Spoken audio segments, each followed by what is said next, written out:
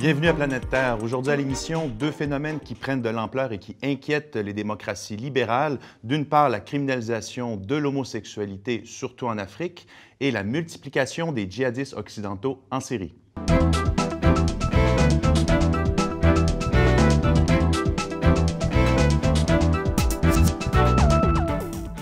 À la une aujourd'hui, l'homosexualité hors la loi. Alors, pendant que les gays et lesbiennes se voient octroyer de plus en plus de droits, façon générale, en Occident, avec les unions civiles et le mariage gay, une autre partie du monde, elle, connaît une véritable vague d'homophobie. En Afrique, surtout, on rapporte une flambée de violence et un durcissement des lois à l'égard des homosexuels. Le dernier pays en date à avoir fait la manchette, c'est l'Ouganda, où les relations homosexuelles étaient déjà passibles d'une peine de prison à vie, mais où la promotion de l'homosexualité, bien sûr, est désormais interdite et la délation, elle, obligatoire. Il y a déjà 7 pays dans le monde où l'homosexualité est passible même de la peine de mort. Je vous les nomme rapidement: la Mauritanie, le Nigeria, le Soudan, la Somalie, l'Arabie saoudite, le Yémen et l'Iran. Donc, dans ce fossé grandissant entre ces deux mondes, d'une part, une partie du monde où les droits des gays sont de plus en plus garantis, il y a un autre où ils se dégradent. Ces mêmes droits-là deviennent de véritables enjeux diplomatiques, avec les capitales occidentales ou des démocraties libérales qui inscrivent la défense de ces droits à leur agenda, ce qui n'est pas sans poser quelques problèmes, vous allez voir. Donc, pour en parler, j'ai avec moi aujourd'hui Jocelyn Coulon, qui est chercheur associé au Cerium. Bonjour, Jocelyn. Bonjour. Et Riowa Chung, professeur de philosophie, également membre du Cerium. Bonjour, Riowa. Bonjour. Jocelyn, quand on parle de vagues d'homophobie et de criminalisation, jusqu'où est-ce que ça va exactement? Donc, combien de pays sont touchés? Quelle forme ça prend et quels pays sont surtout touchés? Alors, lorsqu'on regarde une carte du monde, on se rend compte qu'il reste une majorité de pays qui criminalisent ce que l'on appelle la sodomie ou les relations entre personnes du même sexe. Alors, il y a toujours ces lois qui existent, mais elles sont de plus en plus abolies, par exemple en Europe, en Amérique latine et en Europe et en Asie de l'Est. Sauf qu'en même temps, on voit qu'en Afrique et dans une certaine partie du monde musulman, principalement arabe, on voit un durcissement des lois déjà existantes et qui criminalisent encore plus l'interdiction de la sodomie ou des relations entre personnes du même sexe. Et c'est ça qui est problématique, parce que non seulement on durcit les peines, mais on élargit les offenses. Et ça pose un sacré problème de liberté. Et combien de pays à peu près sont touchés? On parle même jusqu'à une centaine à on peu près. On parle officiellement de 80 pays qui ont inscrit dans leur loi et dans leur législation la répression de la sodomie et des relations entre personnes du même sexe. Mais il y a un certain nombre de pays qui n'ont pas de loi, mais dont on voit bien qu'ils répriment les homosexuels. Et comment expliquer cette vague-là, ou ce durcissement-là des lois aussi largement? Écoutez, c'est un phénomène, je crois, qui commence il y a plusieurs années. D'abord, il est en partie politique. Le président du Zimbabwe, Robert Mugabe, a souvent dénoncé l'homosexualité avant même qu'on commence à parler de mariage gay dans les pays occidentaux. C'était un thème récurrent même de ses campagnes électorales dans les années 80 ou 90. Et ça concorde pratiquement au moment où l'Afrique du Sud devient le premier pays africain à inscrire dans sa constitution la protection de l'orientation sexuelle. Un des rares pays qui l'a fait dans sa constitution. Et ça concorde aussi avec la présence de plus en plus affirmée des églises évangélistes américaines en Afrique qui, évidemment, préconisent le renforcement de la famille et des valeurs traditionnelles dans un terreau où ça, c'est extrêmement important. Tous ceux qui font des voyages en Afrique s'en rendent compte. Et en Afrique, notamment, qu'est-ce qu'on invoque pour justement durcir ces lois-là? Quand on dépose un projet de loi, quand on décide de criminaliser davantage l'homosexualité, quels sont les motifs? Qu'est-ce qu'on invoque dans ces pays? À mon avis, il y a des éléments culturels, en tout cas, qui expliquent la spécificité de la situation dans certains pays africains, musulmans, et par contraste, par exemple, avec certains pays asiatiques. Comme prenons l'exemple de la Chine, dans le confucianisme, il n'est pas, comment dire, l'homosexualité n'est pas considérée comme un péché, quand bien même qu'à travers les enseignements de Confucius, on va promouvoir la complémentarité de l'homme et de la femme, et on sait que la Chine a une relation très, très ambiguë avec l'homosexualité. Mais on sait par ailleurs que, ne serait-ce que pour prendre l'exemple de la Chine, qu'en 1997, la sodomie a été dépénalisée et qu'à partir de 2001, elle s'est rangée de l'avis de l'Organisation mondiale de la santé, qu'il faut le rappeler, ce n'est que depuis 1990 que l'Organisation mondiale de la santé ne considère pas l'homosexualité comme un problème de santé mentale. Et en 2000, je crois que c'était quelque part dans les années 2000, 2009, je pense, il y a eu la première parade fierté gay en Chine. Et par contraste, donc, on voit que les pays sud-est asiatiques ont un rapport ambivalent avec l'homosexualité. Il n'en demeure pas moins que, par exemple, en Chine, on considère l'homosexualité tout de même comme une sorte de déviance qui est traitée par des thérapies.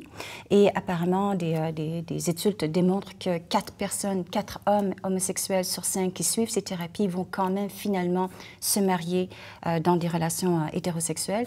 Mais en Afrique, alors il y a des éléments culturels qui sont tout à fait autres.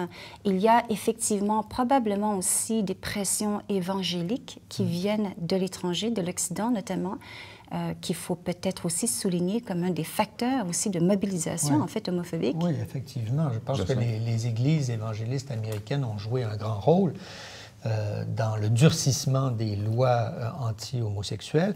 Maintenant, les hiérarchies traditionnelles, qu'elles soient catholiques ou protestantes, aussi appuient le renforcement de ces lois. Je me souviens, il y a quelques années, lorsque l'Église anglicane de Grande-Bretagne a ouvert ses portes non seulement aux homosexuels, mais aux prêtres homosexuels, les églises anglicanes africaines ont dit, si vous allez trop loin, nous, on va rompre avec vous. Donc, ça a provoqué un vrai débat au sein de l'Église anglicane qui a décidé de modérer, de tempérer ses ardeurs là-dessus, tout en maintenant son ouverture, bien sûr. Donc, vous voyez qu'il y a un ensemble de facteurs ici qui sont politiques, culturels et religieux.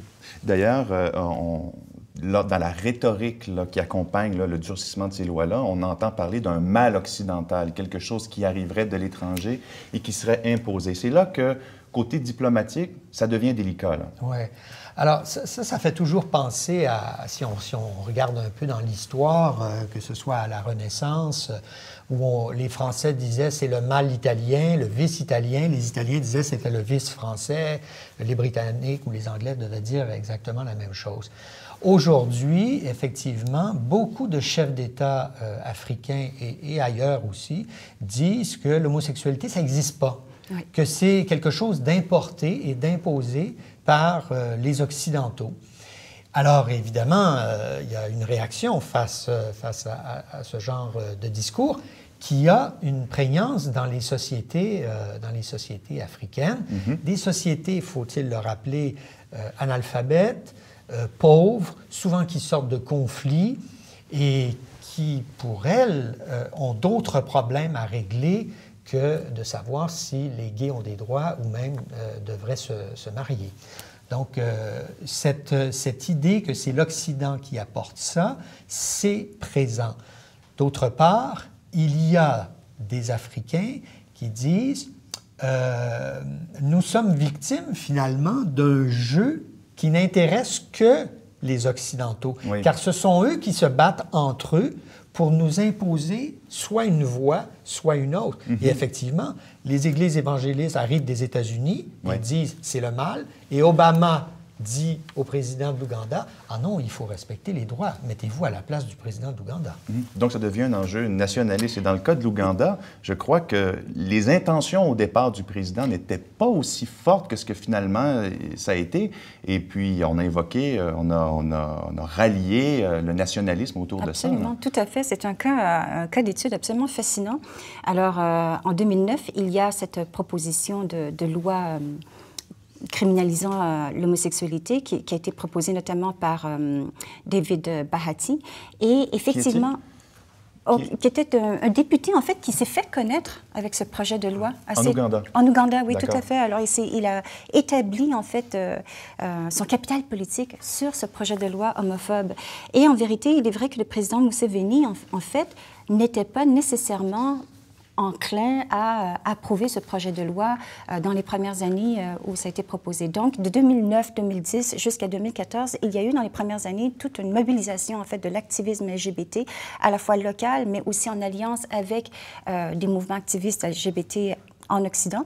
Et petit à petit, ce qui s'est passé, c'est que les pays occidentaux, tels que par exemple Danemark, Norvège, Grande-Bretagne, États-Unis, Canada, ont mis de plus en plus de pression sur le gouvernement ougandais pour effectivement ne pas ratifier ce projet de loi.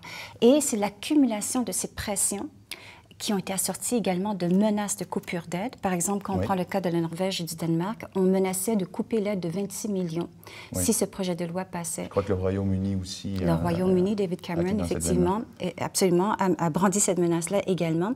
Et éventuellement, ça a braqué, en fait, les positions nationalistes. En fait, il y a eu toute une discussion locale, nationale en Ouganda, où, en vérité, on percevait maintenant l'enjeu de l'homophobie comme une question d'autodétermination, comme une question de fierté nationale. Donc, paradoxalement, l'effet voulu a été complètement contraire.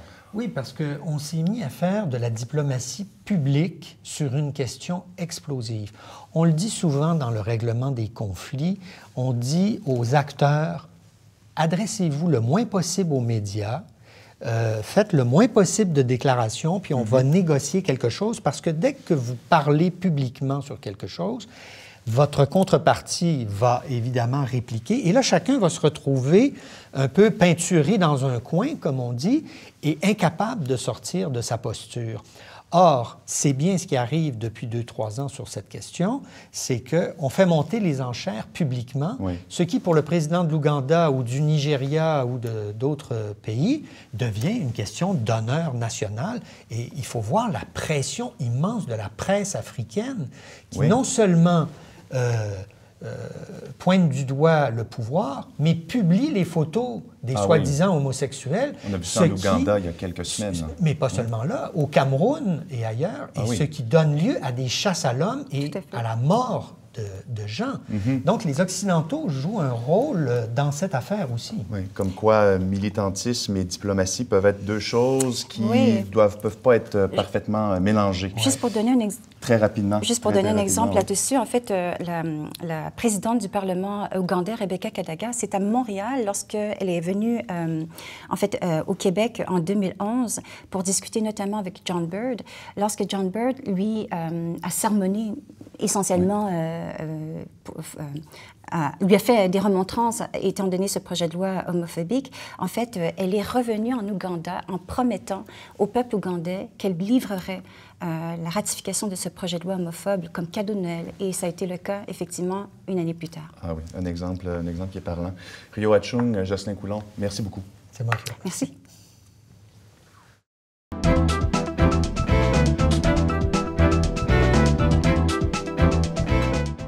Dans la guerre civile qui s'éternise en Syrie, il y a un phénomène qui prend de l'ampleur, celui de la participation de djihadistes occidentaux, soit des ressortissants européens, américains, canadiens ou australiens, partis faire la guerre sainte auprès des islamistes radicaux contre le régime de Bachar el-Assad. Et en fait, jamais n'a-t-on dénombré autant de djihadistes occidentaux qu'en Syrie présentement. Plus que la Somalie ou le Mali, la Syrie agit comme un véritable aimant auprès d'eux. Leur nombre, vous imaginez, est très difficile à estimer, mais il serait en forte ascension. En Europe seulement, ils auraient été 600 en juin dernier et dépasseraient aujourd'hui les 2000. Et les plus gros contingents viendraient de France, de Grande-Bretagne et d'Allemagne. Et selon le Service canadien de renseignement et de sécurité du Canada, le SCRS, il serait une trentaine de Canadiens. Je vous rappelle qu'il y avait eu ça avait fait les manchettes en janvier dernier, 2 Canadiens sont morts dans ce contexte en Syrie. Il s'agit de Damien Clermont, un jeune néo-écossais de 22 ans, et André Pouliot, un jeune franco-ontarien de Timmins, en Ontario. Donc, pour nous éclairer sur ce phénomène, disons, obscur, j'ai avec moi Valérie Amirault, qui est professeure de sociologie à l'Université de Montréal. Bonjour Valérie. Bonjour. Donc, vraiment, la première question qu'on se pose, je crois, là, c'est quel est le profil de ces djihadistes occidentaux en Syrie? Alors, voilà une question difficile, parce qu'il n'y a pas un profil type. Ce qu'on repère, c'est une série de caractéristiques communes. Ce sont plutôt des hommes en majorité, ce sont plutôt des jeunes qui ont des vies déjà bien installés. Ils ont pour une grande partie d'entre eux, et de nouveau, je vous rejoins quand vous dites que les chiffres sont extrêmement incertains. Hein. On ne sait pas combien ils sont et on ne sait pas non plus s'ils sont déjà en majorité arrivés sur le lieu ou s'ils sont plutôt s'il y en a encore plus à venir. Donc il y a beaucoup d'incertitudes. Mais pour revenir à cette histoire de profil type, vous avez des individus qui ont souvent des emplois, qui ont des familles. Hein. Certains d'entre eux partent d'ailleurs avec femmes et enfants. Donc on n'a pas un profil type sur le plan, par exemple, de la fréquentation de certains réseaux. On n'a pas de profil type en termes de personnes qui seraient socialisées d'une manière commune. On n'a pas des gens qui sont en échec systématique ou en désocialisation. Ouais, des désœuvrés ou des gens avec des problèmes psychologiques. La figure un peu qu'on médiatise souvent, hein, du type un peu paumé finalement, qui trouverait dans l'islam la salvation, c'est pas vraiment ça qui marche. Là, ce qu'on voit, ce sont des gens qui sont extrêmement rationnels dans l'explication circonstancielle de leur choix, mais qui à un moment disent « j'ai senti l'appel, on m'a appelé ». Et c'est quelque chose de très individuel. Ça, c'est vraiment nouveau aussi. C'est-à-dire qu'on n'est plus dans les filières, comme vous le disiez tout à l'heure, on n'est plus dans les filières de recrutement classique du djihadiste, comme on avait pu voir au moment des Moudjahidines, à la belle époque en Afghanistan, c'est-à-dire des filières qui étaient basées sur du recrutement, de l'entraînement. Là, ce n'est pas le cas. Une forme de prosélytisme ou de... Aussi, mais là, ce sont des gens qui sont totalement novices, qui n'ont jamais tenu d'armes, hein, qui rassemblent leurs économies et qui partent. Et justement, quelles motivations évoquent-ils? Pour quelles raisons s'en vont-ils là-bas? Alors, dans le conflit syrien, le motif principal, et là je renvoie à des témoignages auxquels tout un chacun peut avoir accès, puisque la particularité de ces gens-là, c'est qu'ils s'expriment beaucoup sur les réseaux sociaux.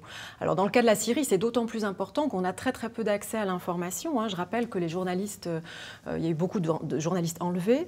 L'accès à l'information par les médias classiques est donc pas forcément la meilleure pour le citoyen soucieux de s'informer. Donc les réseaux sociaux sont extrêmement importants pour glaner l'information sur la Syrie.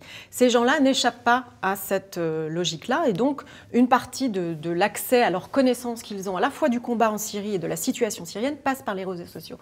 Pour répondre plus directement à votre question, les motifs de l'engagement, ils sont évidemment de nature religieuse, au sens où on part combattre et on inscrit son combat dans une réflexion spirituelle, mais je répète, elle est pour la plupart des cas qui sont portés à notre connaissance, elle est individuelle. Elle n'est pas du tout fédérée ou en tout cas massifiée, collectivisée par un mouvement de type réseau. Là, on a des choix individuels qui souvent invoquent aussi l'extrême souffrance du peuple syrien. Donc ils ont peut-être une moindre connaissance sur le plan théologique, mais une parfaite conscience de la réalité de la souffrance du peuple syrien depuis 2011, en particulier depuis l'intensification ces derniers mois des bombardements au TNT, etc., dans les villes syriennes. À la différence quand même majeure qu'à la différence des travailleurs humanitaires qui vont y aller ou les organismes caritatifs qui vont aller en Syrie, eux ajoutent à cela toute une rhétorique et une motivation religieuse et même religieuse radicale. Donc, ce n'est pas une mince différence. Alors, la différence, elle n'est pas seulement dans la motivation religieuse, elle est dans le fait que ces gens-là vont prendre les armes. L'acteur humanitaire, il ne va pas prendre les armes. L'acteur humanitaire, il va soigner. Ces gens-là vont soigner l'injustice faite au peuple syrien en combattant à leur côté. Et la motivation, elle est religieuse au sens où elle offre spirituellement un confort et une logique, un appui qui est précieux. Moi, je n'ai absolument aucune idée de ce que signifie avoir senti l'appel. Or, plusieurs de ces individus témoignent en disant « Je suis incapable de vous dire à quel moment ça s'est fait, mais j'ai senti l'appel, j'ai senti le déclic. » Et ça, c'est des choses, quand on travaille sur la radicalisation, quel que soit le groupe religieux concerné, hein, qu'on parle de l'extrême droite, qu'on parle des groupes religieux, qu'on parle des indépendantistes, il y a toujours dans les itinéraires, il y a des séquences comme ça très claires de la radicalisation, et à un moment, il y a une donnée individuelle totalement inintelligible pour l'observateur. Et ce moment-là, ce moment du passage, ce qui fait que la personne s'engage corps et âme dans un combat, reste quelque chose sur lequel on a très peu de moyens à la fois de connaître, de comprendre et d'agir. Oui, et justement, toute cette incertitude-là et le fait que ce soit un phénomène relativement nouveau, enfin dans le cas de la Syrie, on craint surtout leur retour. leur retour au bercail éventuel en Europe ou en Occident, bref? Alors ça, c'est difficile. C'est une très bonne question parce qu'effectivement, c'est ce qui a été tout de suite mis à l'agenda médiatique par les personnes en charge de parler de sécurité, que ce soit dans les espaces nationaux ou transnationaux du type Union européenne.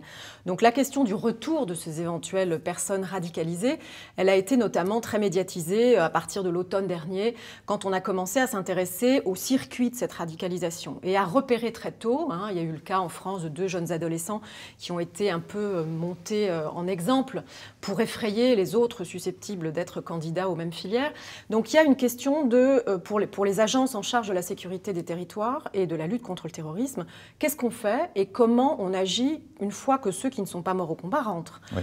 Est-ce que ça n'est pas la réimportation du terrorisme sur nos territoires?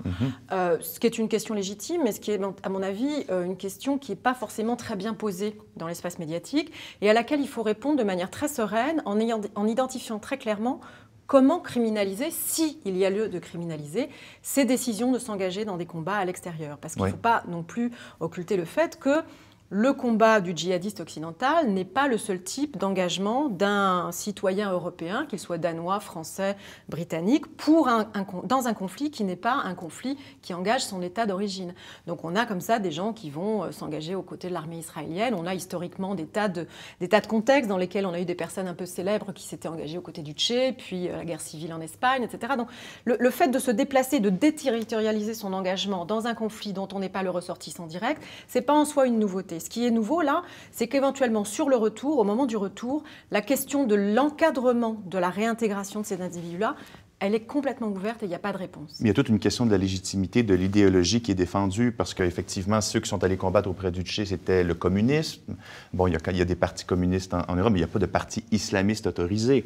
Donc là, on est dans un spectre, dans une idéologie qui est hautement, c'est pour le moins délicat, là. Oui, mais dans la mesure où ces individus-là portent sur place un combat qui est un combat dont la motivation pour eux, la motivation principale, de nouveau dans les témoignages auxquels on a accès, consiste à dire qu'ils sont là pour aider un peuple à résister, aider un peuple à combattre.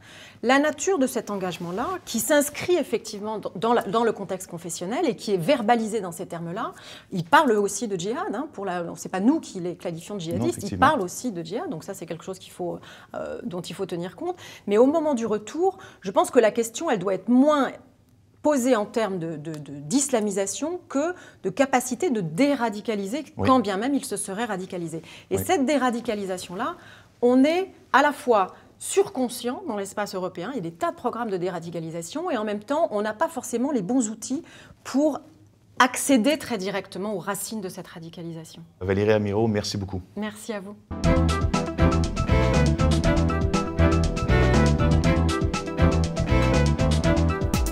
On approche de la fin de l'émission, c'est maintenant l'heure de nous informer et de nous surprendre. Jocelyn? Alors, je voudrais faire un lien avec le premier sujet sur l'homosexualité et vous dire que les statistiques de vente d'armes ont été publiées il y a quelques jours par les grands instituts suédois. Évidemment, vous ne serez sans doute pas surpris d'apprendre que ce sont les pays arabes qui achètent le plus d'armes dans le monde. Par exemple, l'année dernière, l'Arabie saoudite a acheté pour 60 milliards de dollars d'armes à la Grande-Bretagne, au Canada, à la France et aux États-Unis.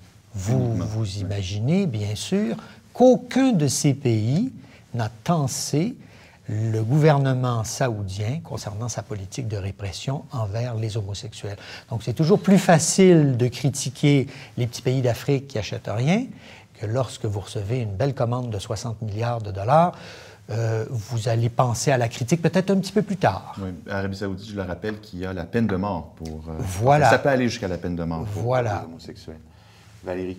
Ah ouais, je suis un peu gênée et vous allez comprendre pourquoi, car on change de ton. Moi, j'ai été récemment interpellée par un mouvement transnational assez actif, militant, qui s'appelle le NoPoo. Est-ce que vous connaissez le NoPoo? Comment vous écrivez? N-O, plus loin, P-O-O. OK. No Shampoo.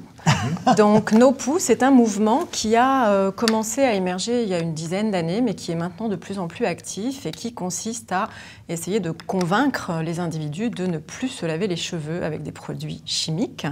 Alors pourquoi ça m'intéresse? D'abord parce que c'est un mouvement international. Maintenant, vous trouvez des choses dans toutes les langues sur ce mouvement-là, qui n'est pas du tout idéologique, qui propose simplement de réfléchir à ce qu'on se met sur le crâne et à la nécessité de se laver régulièrement le cuir chevelu. Alors il y a des tas de théories, bien sûr, médicales, etc. Il y a tout un appareil de justification qui dit exactement ce qu'on nous dit pour la nourriture, c'est-à-dire il y a des parabènes, il y a telle chose, on n'a pas besoin de ça sur la peau. Et moi, ce qui m'a intéressé, c'est de voir toute l'historique de la chose. Et je ne savais pas, j'ignorais totalement. Et en discutant avec des personnes plus âgées, notamment ma grand-mère, je me suis rendu compte que c'était tout à fait proche de nous, que jusque dans les années 60 et 70, le fait de se laver la tête n'était pas du tout quelque chose de fréquent, que les premiers shampoings chimiques, qui datent des années 30-40, mais la popularité du geste de se laver les cheveux une fois par semaine, le dimanche avant de reprendre l'école ou le dimanche avant la messe, c'est quelque chose d'assez récent. Ça date des années 60-70. Donc voilà, je voulais vous informer du fait que je suis un peu gênée, Jocelyn, parce que ça vous concerne moins peut-être. Mais voilà, je voulais vous informer de ce mouvement transnational. Avec un peu de perspective historique. Merci. Absolument. Valérie Amirault, professeure de sociologie à l'Université de Montréal, et Jocelyn Coulon, chercheur associé au Cérium. Merci d'avoir été avec nous aujourd'hui. Et, mesdames et messieurs, merci à vous également d'avoir été avec nous. Retrouvez-nous la semaine prochaine, comme toujours, sur le site web du Cérium, du Devoir et au Canal Savoir à 21h. Merci. Au revoir.